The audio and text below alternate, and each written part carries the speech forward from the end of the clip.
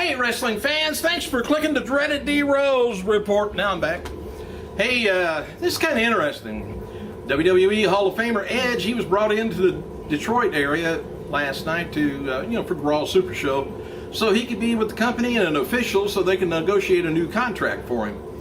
As noted before, WWE was previously offered Edge a new contract and were upset that the news leaked out about his deal coming to an end.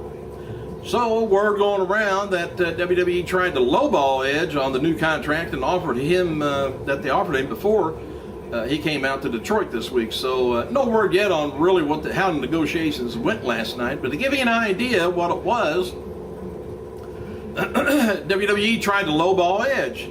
Shawn Michaels gets around $300,000 a year, and with his contract the way it is, and so does Mick Foley, but Foley makes a little bit less. It was said that Edge wasn't even offered close to anything that Foley makes. So Edge, I don't know whether he negotiates his own or he's got a attorney, whoever to do it for him. Anyway, WWE champion CM Punk and Cena, they defeated Chris Jericho and Kane last night at a dark match after Raw went off the air. Making light of the sobriety test earlier in the show, I guess, Punk staggered around during the bout. Following the match, I was disappointed, not really with that part of the show, but I knew he wasn't drunk, but I was all built up to this big contract signing, and I think a microphone might have gotten through, or maybe the clipboard, but that was it. It was kind of a big build up to nothing. Following the match's conclusion last night with Punk, the dark match, the WWE locker room emptied out. Most notably, Vince McMahon and Triple H even came out, and they appeared to on stage to celebrate Cena's birthday. Anyway, CM Punk and Triple H led the WWE superstars and divas to singing happy birthday to Cena. Triple H then asked the great Khali to sing happy birthday to Cena one more time, which he did. And following this, of course, I don't know whether anybody understood what he was singing, but following that, the WWE divas all piled on Cena in the middle of the ring, the lucky sucker. By the way, today would have been the birthday of legendary Lou Thez. Would have been 96 years old and 3 times Mexican welterweight champion. Blue Demon would have been 90.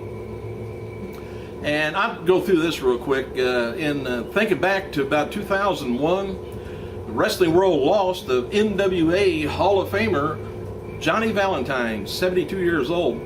He debuted in 1947. And Valentine quickly ascended to the ranks and became a major competitor for the titles before the turn of the decade. Following his managerial stint, if you remember that, Valentine stayed away from the wrestling business, living out a life quiet. He stayed away, in Texas.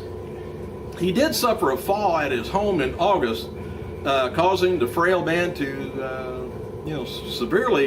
had severe injuries. And he was admitted to the hospital, but would never leave. And the final sad episode of this was Johnny's health insurance, bought through an HMO, refused to pay out upon his death. And fortunately, Lou Thez, longtime friend of Johnny Valentine's, convinced the Cauliflower Alley Club to contribute to the payments. Oh, and by the way, Roddy Piper is going to be starting to go into those podcast deals.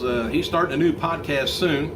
The Rock, he was honored last night by CinemaCon and he was named Action Star of the Year. He wrote on Twitter, Action Star of the Decade. Thank you, CinemaCon and Hollywood industry, for the honor last night.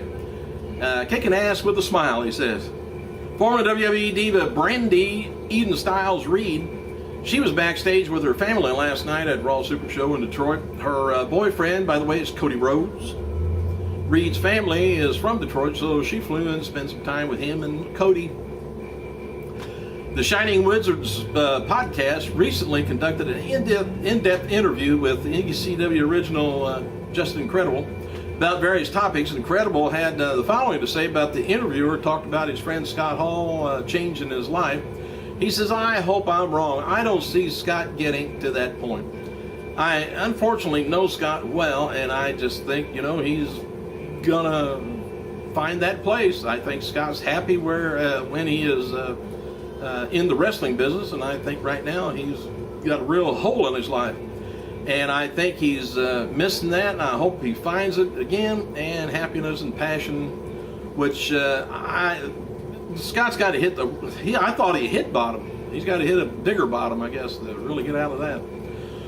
Former WWE diva Casey Keebler, she was on the front of June 2012 issue of All Things Men Fitness magazine.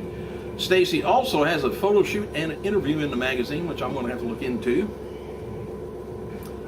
As seen on last night's Raw, WWE plugged a website article that asked if Chris Jericho is the new Cerebral Assassin of WWE, nicknamed, of course, by Triple H. The article mentions Triple H and wonders if Jericho may take the title of the Cerebral Assassin after Extreme Rules WWE match against Punk on Sunday. Says Jericho has proven he will not stop at anything to wear down Punk to the point of mental and emotional exhaustion, whatever he's Cerebral Assassin. I'll get through that. And as soon as WWE plugged the article on Raw last night, speculation began mainly on Twitter that Jericho is being set up for a feud against Triple H for whatever it's worth. There's been no talk of bringing Triple H back yet anyway. While Beth Phoenix, by the way, you think that was real or not? While Beth Phoenix appeared to be legitimately injured on last night's Raw, the plan for her to drop the title, Diva title, to Nikki Bella goes back for a few weeks. So the idea was to get the Bella title off of Phoenix so Karma can get the belt without facing Phoenix for the first time. We want to stretch this feud out for a while.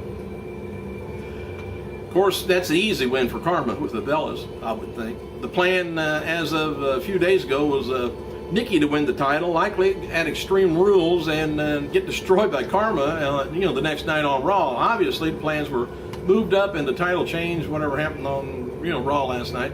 Karma destroying Nikki Bella for the Diva title would have brought her back to the storylines as a dominant force and would then ended the Karma versus Bella storyline that began last year.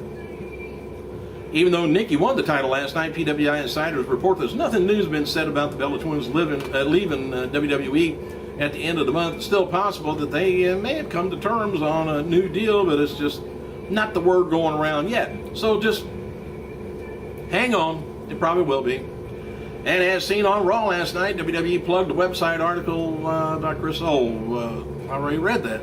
How'd I get back to that again? UFC President Dana White spoke with MMAJunkie.com over the weekend about Brock Lesnar's return to WWE. Now catch this. He says, it's always been up front and said in his deal that he could do WWE. Everything we did with that guy, nothing ever leaked out of that camp, ever leaks out of the camp at all.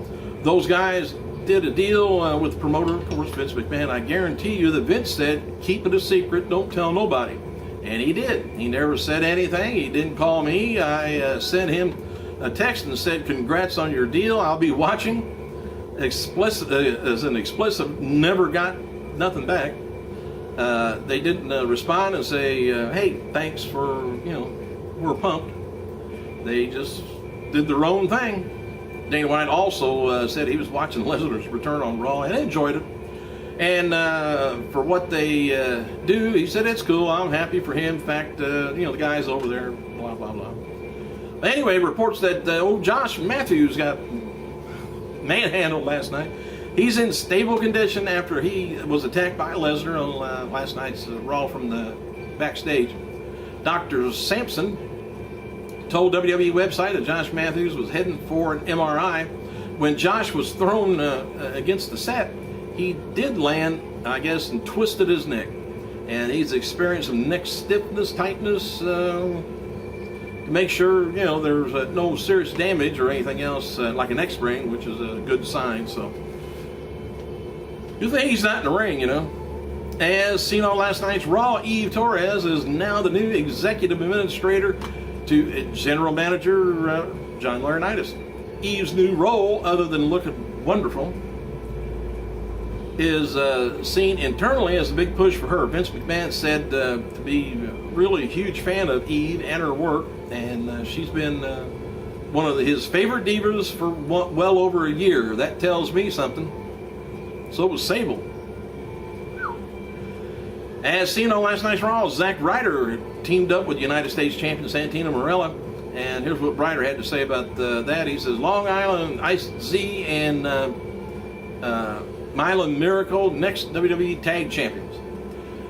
Alright, WWE is now one of the top earners on YouTube. The new partnership between the two is working out well for both sides, and an unusual move, WWE is now publishing Raw videos on their channel as the show airs on the East Coast.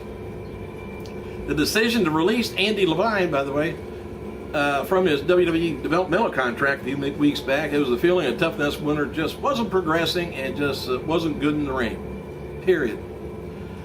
New Diva champion Nikki Bella wrote on Twitter, it said, Bella era has begun and Naughty Nikki has arrived. She also thanks the fans for her support, which if you were close, I would support you. Jim Ross, he was in Tampa, Florida last night, began to work with the developmental talent this week. Ross is likely to announce again at Thursday's FCW TV taping.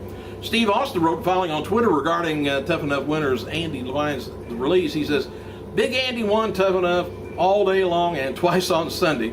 Thanks for your passion and opinion. Like it or not, he won. End of story. By the way, David Otunga, if anybody missed him last night, he was not at Raw, Monday's Raw in Detroit because his fiancée, Jennifer Hudson, and her family, he was with them. Hudson testified Monday in the trial of a man accused of killing her mother, brother, and 7-year-old nephew quite a while back. Hudson's expected to sit through the entire trial, so it's possible Otunga may be there every day with her. Otunga was mentioned in the media yesterday, but articles said that he is best known for his time on VH1 and had no mention of WWE. Thanks for clicking, you guys. I gotta go.